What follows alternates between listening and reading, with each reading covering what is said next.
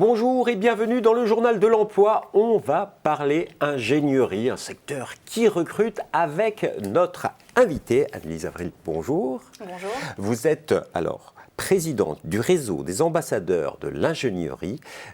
Qu'est-ce que ce secteur ? Le secteur de l'ingénierie, ce sont toutes les prestations intellectuelles, les études qui concourent à la réussite de projets, qui peuvent être des projets d'infrastructures, des bâtiments, des usines d'eau, mais également des services que nous offrons à l'industrie. Aujourd'hui, en France, ça représente combien de personnes qui travaillent dans ce secteur et combien d'entreprises ?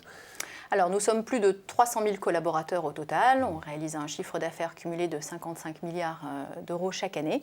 Donc, c'est un secteur qui représente à la fois une masse salariale conséquente, mais également un secteur qui est en pleine croissance. Un secteur en pleine croissance, un secteur qui recrute, qui a des vrais besoins. Est-ce qu'il développe également de nouveaux métiers ? Oui, absolument. Nos métiers sont vraiment au cœur des grandes transitions aujourd'hui que l'on observe, que ce soit la transition environnementale, la transition numérique. On voit aujourd'hui de plus en plus de projets qui émanent de villes et de territoires durables, mais également d'industriels qui veulent combiner de la performance environnementale et de la performance économique. Et nos métiers sont là pour accompagner ces transitions, donc ils évoluent naturellement aussi. Par exemple, autrefois, on concevait une infrastructure en réalisant des plans sur papier ou plus tard sur évidemment des ordinateurs. Maintenant, nous réalisons des maquettes numériques 3D auxquelles sont associés un jeu de données. On appelle ça le Building Information Modeling, le BIM. Et du coup, nous avons de nouveaux métiers qui émergent comme des BIM managers. Alors, ces BIM managers, quel est le parcours idéal ? Quelles sont les écoles qu'ils ont dû faire au préalable ? Alors, on a essentiellement parmi nos collaborateurs des profils techniques. Ça peut être des Bac+2 de type BTS, mais également des Bac+5 de niveau ingénieur ou équivalent, qui proviennent de plusieurs filières, que ce soit des filières de génie civiliste, de généraliste, d'industrie mécanique ou électrique. Et il n'y a pas nécessairement de filière spécifique pour les personnes qui vont devenir BIM manager. Souvent, ces écoles ont intégré dans leur cursus un module qui permet d'acquérir ces compétences-là. Ce n'était pas tellement pour parler du métier BIM, oui. Mais c'est pour rentrer dans ce secteur, on peut y rentrer avec un BTS ou un diplôme d'ingénieur. Les besoins des entreprises, c'est autour de ces diplômes. Alors oui, plus largement, je disais diplôme d'ingénieur ou équivalent, ça peut être aussi des masters, mais nous avons essentiellement, comme je disais, des profils techniques qui vont couvrir des secteurs très variés, puisqu'en fait, nous intervenons à la fois sur le domaine des transports, du bâtiment, de l'énergie, des sciences du numérique.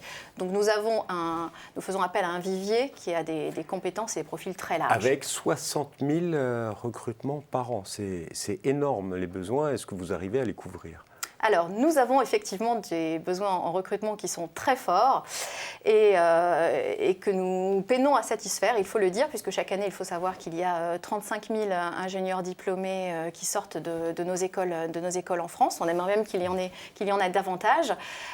Nous prévoyons en effet de recruter 50 à 60 000 collaborateurs chaque année jusqu'à 2021. Donc, ce n'est pas juste du one-shot, alors que certains secteurs commencent à s'essouffler un peu en matière de demande et de besoins en recrutement. Nous, c'est vraiment quelque chose qui va s'inscrire dans la durée et pour lesquels, effectivement, nous lançons un certain nombre d'initiatives à destination des écoles, des universités, des différents établissements, de façon à mieux faire connaître nos métiers et renforcer, du coup, l'attractivité de notre secteur. C'est un secteur qui doit plaire aux garçons, mais qui doit également plaire aux jeunes filles. Mesdemoiselles, il faut devenir ingénieur. Il y a plein de métiers, d'emplois nouveaux à la clé. Quel message que vous avez envie de faire passer aux jeunes filles qui nous écoutent pour faire comme vous ?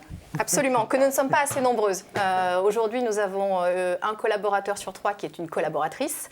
C'est insuffisant et je dirais que c'est insuffisant non pas en fait pour cocher une case du politiquement correct ou de faire quelque chose qui est à la mode. C'est une vraie nécessité dans les projets que nous menons que d'avoir des personnes qui pensent ces projets en reflétant les utilisateurs finaux. Quand on va concevoir un projet d'infrastructure qui va nécessairement servir une population très large, c'est quand même bien d'avoir, au niveau de la conception et la façon dont il est pensé, des équipes qui reflètent les différentes populations qui vont s'en servir. Alors, les collaboratrices au sein de nos métiers, elles sont bien sûr les bienvenues. Aujourd'hui, le frein qu'on a, c'est le vivier. C'est que nous avons finalement peu de filles qui se destinent aux filières scientifiques et techniques au départ, au niveau des filières qu'on a évoquées, que ce soit les BTS ou les écoles d'ingénieurs. Donc je dirais d'abord aux jeunes filles de ne pas hésiter à rejoindre ces filières-là, parce qu'effectivement, à la clé, elles peuvent ensuite rejoindre des métiers passionnants. Moi-même, donc oui, je suis diplômée, je suis ingénieure en hydraulique et en mécanique des fluides. J'ai commencé ma carrière dans l'ingénierie, dans l'entreprise que je dirige aujourd'hui d'ailleurs. Et je dois dire que je n'ai pas eu de difficultés particulières parce que je suis une femme en exerçant ce métier, bien au contraire. Et je dirais qu'après, les possibilités d'évoluer sont très variées. On peut devenir experte technique, directrice de grands projets, manager opérationnel, et puis pour qui le souhaite, comme moi, éventuellement diriger la société. Une vraie ambassadrice. J'espère qu'elle vous a convaincu, et même vous, parents, pensez parler de ces métiers à vos enfants. Quand c'est des filles, il y a vraiment de l'emploi à la clé. Tellement d'emplois que vous organisez bientôt un énorme job dating. Ça s'appelle le Meet Ingé, le 24 octobre prochain. En 2 mots, comment le présenter ? Alors, c'est en effet une grande rencontre annuelle qui est organisée par Satinc Ingénierie chaque année. Cette année, ça se passe en plein cœur de Paris, au Carreau du Temple, le 24 octobre, comme vous le mentionnez. Nous avons en général à peu près 1500 jeunes étudiants, jeunes diplômés qui viennent à la rencontre de nos entreprises. On a en général une 50aine d'entreprises de l'ingénierie qui sont là pour faire connaître leur métier. Et puis, il y a tout un tas en fait, de services qui sont proposés en fait, à nos jeunes visiteurs, alors que ce soit des applis pour déposer directement leur CV, mais également on a un bar à CV pour leur donner des petits conseils en fait, pour structurer leur CV. On a également un c'est vraiment un job dating pour les étudiants qui sont en dernière année Plutôt en effet, oui, avec un focus sur l'accès au premier emploi et puis vraiment faire connaître nos métiers. Alors on a aussi des petits espaces forums où on peut discuter justement des parcours des femmes dans l'ingénierie, des missions ou des parcours à l'international, de l'innovation, de l'entrepreneuriat. Donc il y a différents espaces de discussion qui sont organisés de façon à bien faire connaître les différentes facettes de nos métiers. Anne-Lise Avril, merci beaucoup. Merci à vous. Alors, si vous voulez en savoir plus sur ce job dating, vous allez tout de suite sur www.meet-ingé.fr. Et quant à nous, on se retrouve bientôt pour un nouveau journal. Au revoir.